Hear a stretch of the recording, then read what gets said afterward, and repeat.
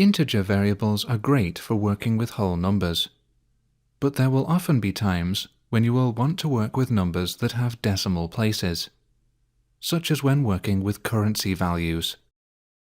In C#, numbers with decimal places are stored as floating point numbers. The mathematics behind them is beyond the scope of this course, but you'll learn how to create and work with them in this lesson. To begin, open the Shining Stone sample file from your Sample Files folder.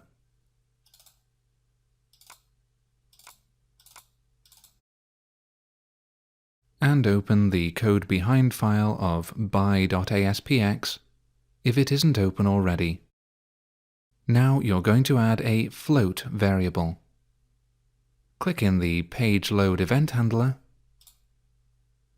and add the following code. Float test float equals 3.14159f. This code creates a new float variable called testFloat with a value of 3.14159. This code creates a new float variable called testFloat with a value of 3.14159. You need to end a float value with an f in order for it to be recognized as a float value. Now add a new line and display testFloat on the page with the code response.write testFloat. Now view by.aspx in your browser. 3.14159 is displayed on the screen when the page loads. Close your web browser now. It's very important to be aware that floating point numbers are only accurate up to a certain number of digits. This can cause certain calculations to behave unexpectedly, giving you results that don't match up with other systems.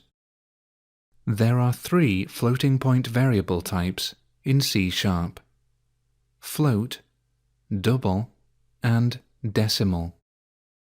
Float uses 32 bits of memory and is capable of handling very large values. It is the fastest floating point variable type and uses the least memory, but it is also the least accurate.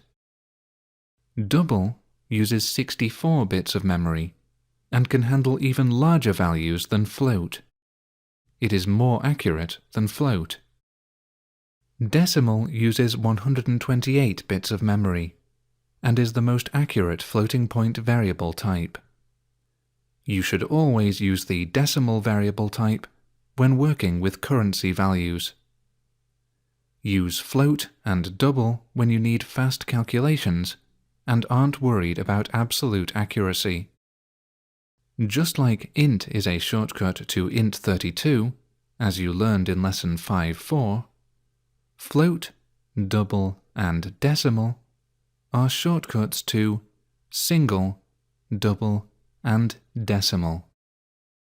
In order to understand the accuracy problems with floating point numbers, you're going to perform some calculations.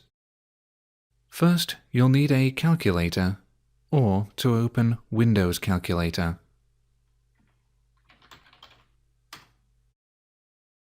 Now calculate the result of 3.14159 multiplied by 3.14159. You should find that the correct result is 9.8695877,281. Now return to your code and modify the line response.write testFloat to response.write testFloat multiplied by 3.14159f. Now view the page in your browser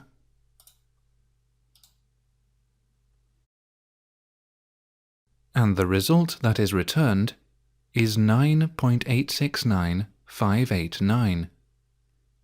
If you compare that with your calculator, you can see that this isn't correct. This happened because float variables are only accurate up to 7 digits. Close your web browser now, and you're going to fix the accuracy problem by using the double type. The double type is accurate up to at least 15 digits, so it should be capable of calculating the result correctly. Change your code to double test double equals 3.14159 response.write test double multiplied by 3.14159. Notice that I removed the letter F from the end of both numbers. Numbers without any suffix are automatically recognized as double values. Now view the page in your browser again,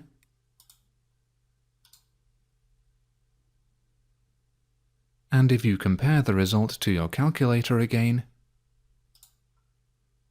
you can see that it's now correct. Now close your web browser, and finally you're going to modify the code to use the decimal variable type. So change the code to decimal test decimal equals 3.14159 m response.write test decimal multiplied by 3.14159 m. You'll notice that you need to use the m suffix for decimal variables in the same way as you used the f suffix for float variables. Now view the page in your browser once more,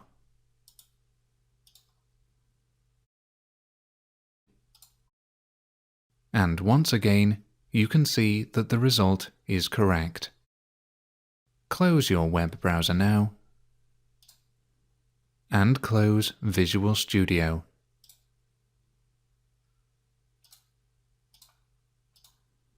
You've now completed Lesson 5.5. Use floating point variables.